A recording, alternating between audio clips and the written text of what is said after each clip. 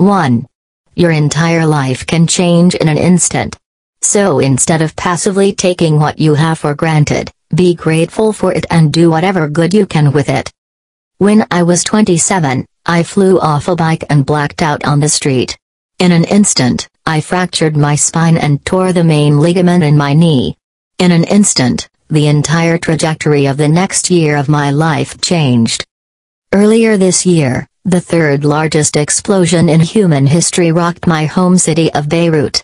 In an instant, 200 people lost their lives and 300,000 people became homeless.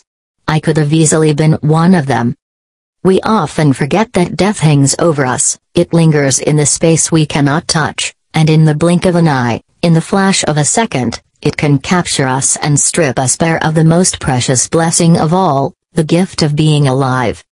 Your entire life can change in an instant. So stop taking what you have for granted.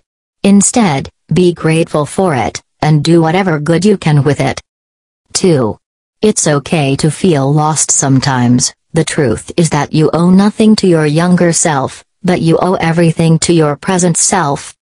When I was younger, I used to think that feeling lost was something to be ashamed of.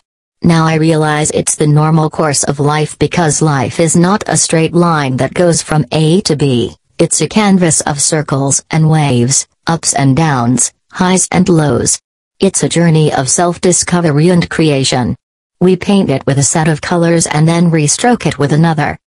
Life is transformative. So feeling lost is normal, and no matter how put together everyone around you seems, when you dig deeper, you'll realize that they're all just figuring it out as they go.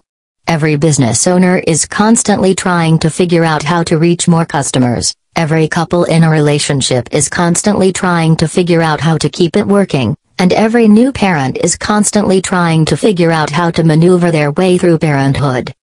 Truth is, I've come to realize that feeling lost is a sign of growth. It means that the things you once valued are no longer the things that matter to you today. And do you know why? It's because you are no longer your younger self. When you were a kid, you set goals and dreams for who you thought you would want to become as an adult, but through time and novel experiences, your interests changed, and so did the way you think.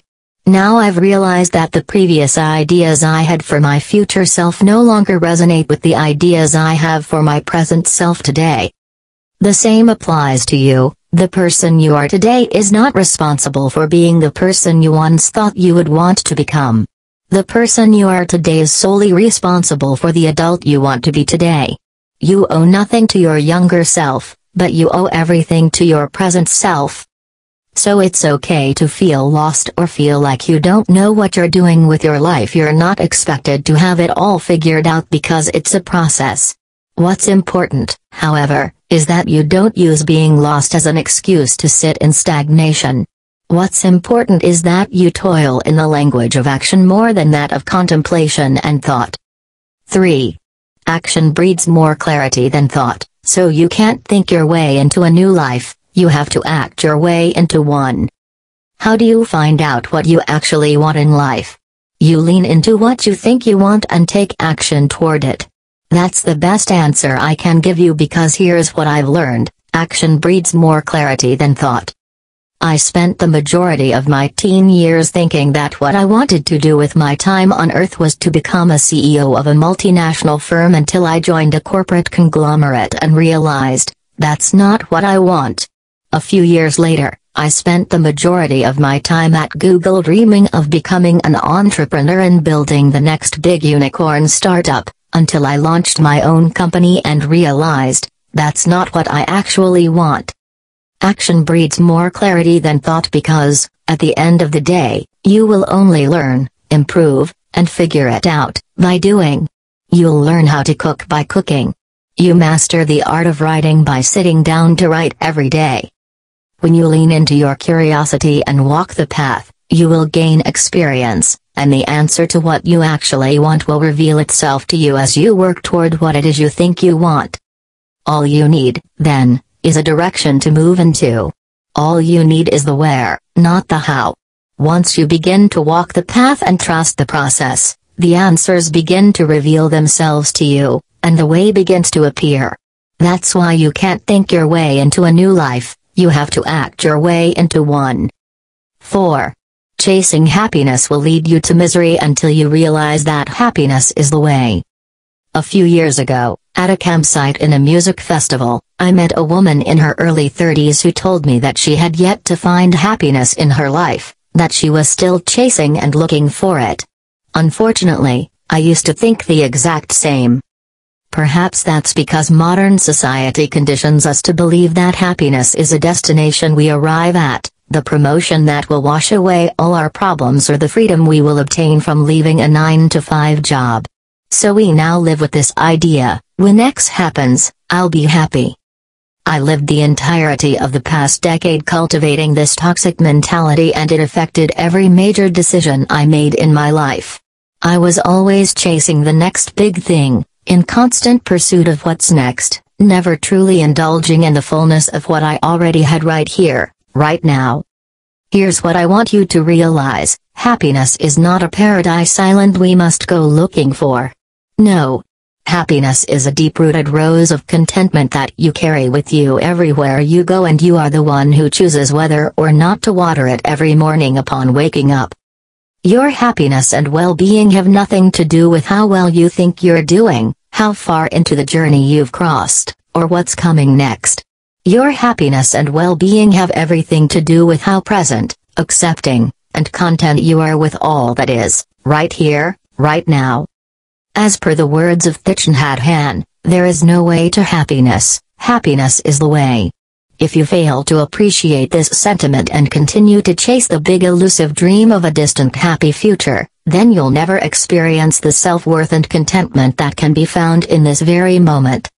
And it doesn't take much to be happy. Practice being present, write down what you're grateful for every morning, be accepting of whatever happens, and do something every day that brings joy to your heart. These are some of the easy, simple, and practical pieces of advice on how to become happier. 5. If you want to change the trajectory of your life, embrace these rules and apply them. Commitment is what gets you started, consistency is what gets you somewhere, and persistence is what keeps you going. From the years of 24 to 28, I only talked about becoming an entrepreneur, but I never did. Why? Because, back then, all I did was talk, but never do. So, on my 29th birthday, I registered my first company. I committed to becoming an entrepreneur, and that changed the trajectory of my life. 1 year later, on my 30th birthday, I chose to become a writer. I committed to this new vocation, and over the course of that year, I built a system to help me stay consistent. Within 12 months, I published 140 online articles, which took me from 0 views to over 500,000, from 0 followers on Medium to over 6,100, and from 0 newsletter subscribers to over 1,500. What was my secret? I consistently wrote and published 2-3 articles per week. Even on the days when I didn't feel like writing, I forced myself to show up, sit on a chair, and write. If you want to change your life around, here's what you must do. Commit to one thing. Stay consistent in it. Push through it. Commitment is what gets you started on a new trajectory. Consistency, which is the key to creating long-lasting and sustainable change in life, is what gets you somewhere. And persistence is what keeps you going in spite of adversity.